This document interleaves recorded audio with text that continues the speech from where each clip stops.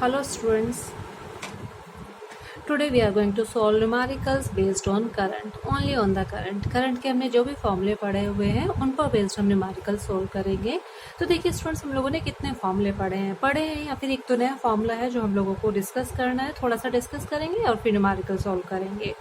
तो देखो, सबसे पहले very basic formula we studied I equals to Q upon T. What is Q? Q is the total charge and total charge में contain number of charges. तो हम लोग इसको लिख देते हैं N E upon T, where E is charge of electron. लेकिन हमेशा सिर्फ और सिर्फ इलेक्ट्रॉन नहीं होगा, चार्ज पार्टिकल और भी बहुत सारे हो सकते हैं। तो हम इसको एन ई अपॉन टी भी लिख देते हैं या हम इसको एन क्यू अपॉन टी भी लिख देते हैं। स्टूडेंट्स, दोनों एक ही बात है, कंफ्यूज नहीं होना है। This is N Q upon T और एन ई अपॉन टी। अगर हम इलेक्ट्रॉन की बात करें तो एन ई लिख सकते हैं and suppose it is some other charge particle तो we can write is N Q upon T. सिर्फ हम ई की फॉर्म में याद नहीं रखेंगे फॉर्मूले को, हमें क्यू की फॉर्म में याद रखना है। Clear students? Next, it was the first formula, very basic formula and very easy numericals. These are 3 or 4 quantities in this formula. अगर हम बात करते हैं तो 3 physical quantities are there. Out of these 3, 2 will be given to us and third we are to find. तो ये हमारा होगा न्यूमेरिकल में। या फिर अगर हम इस वाले फॉर्मूले की बात करें तो टोटल क्वांटिटीज कितनी होंगी? अगर हम इस फॉर्मूले के अकॉर्डिंग बात करें तो I equals to it is N E upon T. How many physical quantities? 1 2 3 4 4 physical quantities are there and 3 will be given to us और हमें फोर्थ फाइंड करनी होगी। But remember, E is the, suppose electron की form में होगा या proton की form में होगा या कोई भी चार्ज पार्टिकल की फॉर्म में होगा तो ई is the charge of that particle. और ये हमें याद भी होना चाहिए ई की अगर हम बात करते हैं तो।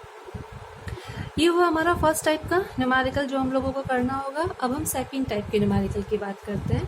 सेकंड टाइप का जो न्यूमेरिकल होगा, if the particle, that charge particle is in circular motion and if the charge particle is in circular motion so definitely it will be having some velocity and r is the radius of that circular path and let t is the time period. We all know what is time period, students. Time period is the time taken by the particle, the charged particle, to complete one circle or one rotation or one revolution. So t is the time period and if nu is the frequency. What is the frequency, students? Number of cycles or number of circles completed in 1 second is the frequency and let omega is the angular velocity of charged particle.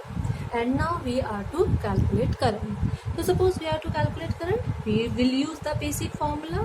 It is I equals to Q upon T, where Q is the total charge and T is the time taken. And if we are talking in terms of circular motion, so suppose capital T is the time taken by the particle to complete one circle, so we will replace this small t by this capital T. I equals to Q upon T. Clear students?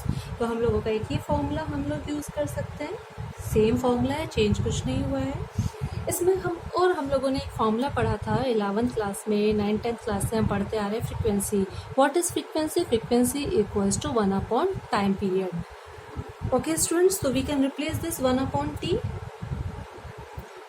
Bye nu and it will be Q equals to I equals to Q as it is and 1 upon T will be nu.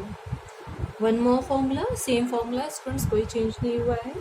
इसके साथ में हम लोग अगर बात करें circular path की, हम बात कर रहे हैं सर्कुलर पाथ में, suppose its velocity is v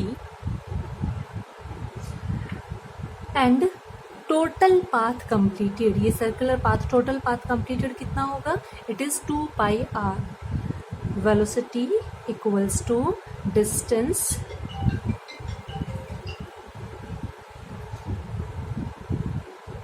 upon time. Velocity equals to total distance completed, students. This circumference कितना होगा इसका? It is 2 pi r and time taken to complete this one circle is capital T, or we can write T equals to 2 pi r upon v. इसी फॉर्मूले को हमने convert किया है, capital T equals to 2 pi r upon v. तो we can replace this capital T by this value. So I will be equal to Q as it is and value of T, it is 2 pi r into v. Clear? And if this is T, mu की form में आप लोग खुद से convert करेंगे, T is reciprocal of mu. Next students, हम लोगों ने एक और फॉर्मूला पढ़ा था, या हम इसी को कन्वर्ट कर सकते हैं, T equals to 2 pi upon omega. You remember students, हम लोगों ने फॉर्मूला पढ़ा था T equals to 2 pi upon omega. T equals to 2 pi upon omega, या तो हम याद करें कि हमने पढ़ा था, या फिर यहाँ से देखो v अपॉन आर ओमेगा होता था ना, तो v upon R can be omega, या तो हम लोग अपने 11th क्लास से याद रखें T equals to 2 pi upon omega, otherwise we can think कि ओमेगा इक्वल्स टू क्या होता था,